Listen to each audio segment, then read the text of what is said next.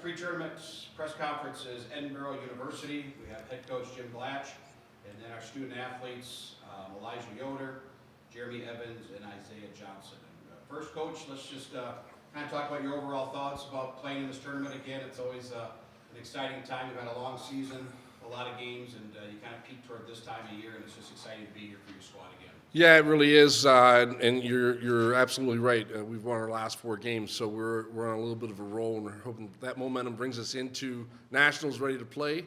The opponent's very familiar in Cooney. We've seen them 3 times this year. Each time's been a little better, but we haven't been able to beat them, so we're hoping to take care of that this weekend. That's one thing I want to just talk about, and the other coaches have mentioned this. The tournament is just, it's just great for the sport. It's just so balanced, it seems like. There's so many teams that could be playing for that championship on Saturday. Your thoughts on that? It's probably been as balanced as it's been in a long time. I think that what happened was when the division grew, it all of a sudden took all the elite players from 1 or 2 schools, and young people want to try different things.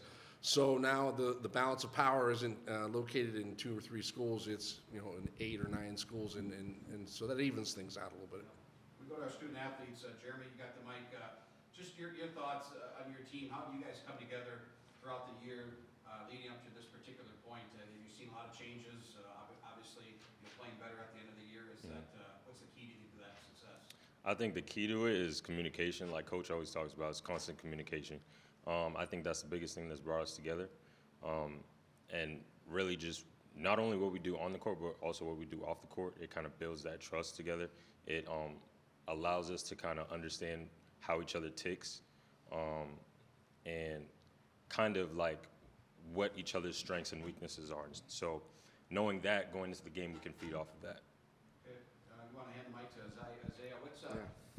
Coach kind of talked about some of the keys, or maybe we'll get to that. But what do you think the strengths of your team are from the beginning of the year to now? Is it your offensively, defensive? What are some of the strengths of your squad? I definitely think one of our biggest strengths is our half-court offense. Our half-court offense is kind of hard to stop. I think we can play with anybody as far as that in the half-court set. So yeah, our biggest strength offensive, and transition as well. We're trying to use our team speed, to our advantage. So yeah. Elijah, I've got a question for you. Obviously, the sport of wheelchair basketball, a very team-based game. In what ways have you seen yourself grow not only as a person but as an athlete as well because of wheelchair basketball? How I've grown individually on and off the court now that I'm in college has been a drastic change for me. I think the biggest thing for me is Coach Glatch likes to put us in positions of leadership and allow us to grow our voice and become our own person. Whereas in other situations that I've been in before I came to college, it wasn't so. On the court, individually, I can't thank these 2 here beside me and Coach enough for giving me the opportunity to play, and then also getting to work with talented individuals such like them. One of the other 2 guys, maybe Isaiah, you can take this next one. What do you think from when maybe your days playing in juniors and now to college, just the level of play, how it's stepped up, and you've been playing this game for a while, just what an opportunity to play against the best players in the country. Yeah, I mean, one of the biggest adaptations for me was the pace of it. I remember my first game was actually versus Cooney, and by the second half, I was done.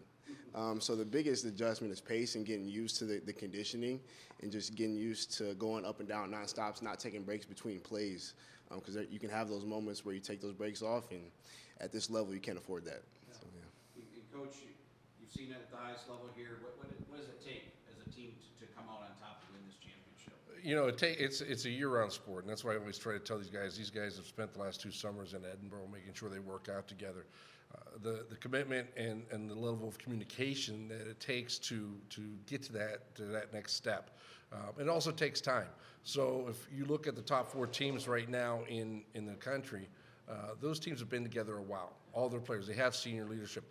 We don't have anyone out of their junior year right now. And so I think these guys are primed to make a run right now, but it won't surprise me if they win a national title in the next 2 years. One final question for you, Coach. As you mentioned, how close-knit the team is, and working out together, hanging out together outside of wheelchair basketball and such. Do you think that's primarily the reason for your last 4 games, on your run? And Yeah, I think so. You know, when you look back upon the season, we started off hot. We started off 4-0, but we were playing non-college teams, and I think what happened when we got into our losing streak was these three kept it together.